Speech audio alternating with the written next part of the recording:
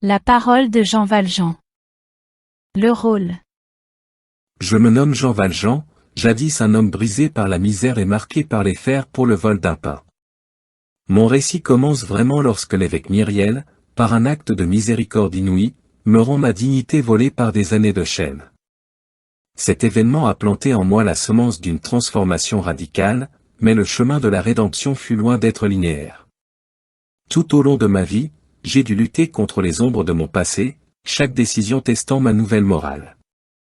Un moment décisif fut lorsque j'ai choisi de révéler mon identité pour sauver un innocent, un acte qui a scellé ma résolution de vivre pour la justice. En tant que Monsieur Madeleine, j'ai tenté de réparer mes erreurs passées en me transformant en protecteur et bienfaiteur. J'ai pris sous mon aile Cosette, honorant la promesse faite à sa mère, Fantine, sur son lit de mort.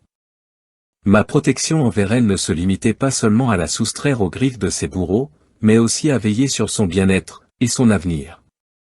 En tant que mère, mon engagement allait au-delà du simple cadre familial, j'ai œuvré pour l'amélioration des conditions de vie de ma ville, touchant la vie de nombreux autres, témoignant que même un homme marqué par le crime peut être un instrument de bien. L'ombre de Javert, incarnation de la loi inflexible, a constamment plané sur mon existence.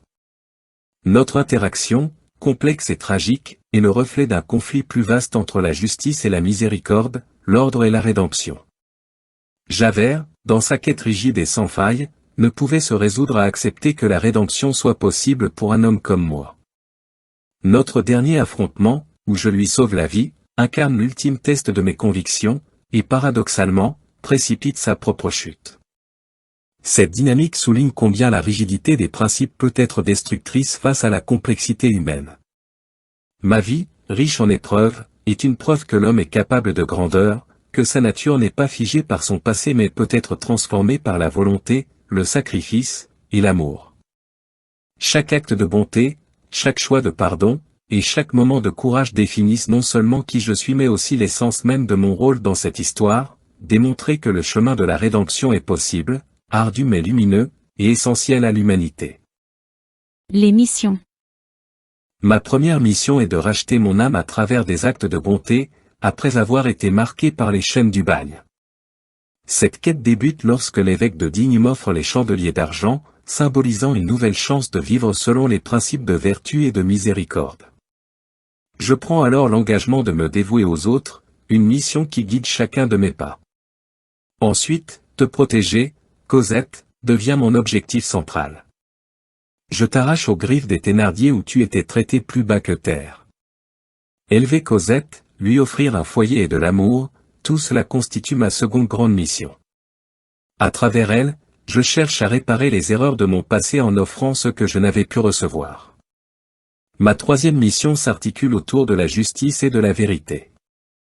Lorsque je découvre que Champmathieu est accusé à ma place, je suis confronté à un dilemme torturant, révéler mon identité et risquer ma liberté retrouvée, ou rester caché et laisser un innocent souffrir. Mon choix de me présenter au tribunal réaffirme ma détermination à suivre le chemin de la droiture, quelles que soient les conséquences personnelles. Au fil de l'histoire, ces missions s'entremêlent avec les luttes et les aspirations des autres personnages, reflétant des thèmes plus vastes de justice, d'amour parental et de sacrifice personnel. Par exemple, mon engagement envers Cosette me lie directement à Marius, et ma lutte pour la justice impacte directement Javert, mon antagoniste, dont la vision du monde est perturbée par mes actions. Chaque mission entreprise contribue progressivement à ma transformation. De criminel condamné, je deviens un homme de bien, un protecteur et un justicier. Ces quêtes, toutes guidées par un désir de rédemption et d'amélioration, illustrent non seulement ma transformation personnelle mais aussi la possibilité de changement et de bonté dans un monde souvent impitoyable. Dans cette narration de mes missions, je t'invite à observer comment chaque étape de ma rédemption est tissée de liens indéfectibles avec les autres, éclairant les sombres recoins de l'âme humaine et les lueurs d'espoir qui peuvent les transfigurer. La moralité. Tu sais, lecteur, que ma vie fut un chemin semé d'embûches, de luttes intérieures qu'en seul un cœur qui a traversé les sombres profondeurs de la misère pourrait comprendre. Mon existence, dès ses premiers jours, fut marquée par le sceau de la fatalité, mais ce fut dans les moments les plus noirs que je découvris la lumière de la moralité, cette boussole qui guida mes actes futurs. Tu te souviendras de cette nuit glaciale, où, épuisé et désespéré, je fus accueilli par Monseigneur Myriel. Ce geste de pure bonté transforma mon âme, forgeant un homme nouveau de mes cendres encore tièdes de bagnard. Chaque acte de bonté envers un autre, chaque décision de protéger Cosette, ne fût-ce pas une quête pour racheter mon âme et démontrer que même le plus endurci des hommes peut se métamorphoser sous la chaleur de la charité? Même en reprenant ces pièces d'argent, en fuyant avec elles, ne voyais-je pas là une occasion de survie plutôt qu'un vol? Et lorsque plus tard, rongé par la culpabilité, je cherchais à me racheter auprès de Petit Gervais, ne démontre-t-il pas la lutte incessante entre mon passé et l'homme que je désirais devenir? Oui, tu peux juger ces actes comme répréhensibles, mais regarde-les comme les douleurs d'un accouchement d'une nouvelle vie, une vie vouée au bien.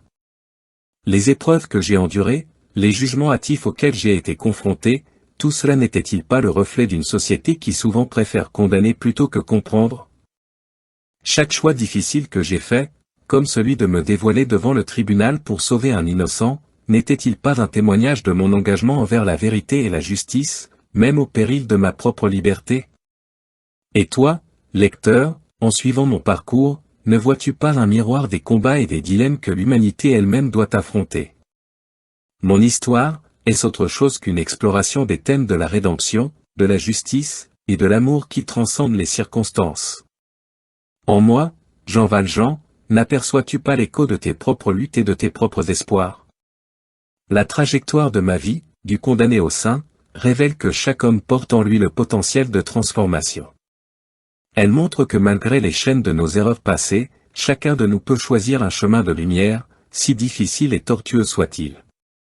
L'amour, la compassion, la bonté, ne sont-ils pas les véritables mesures de la moralité humaine?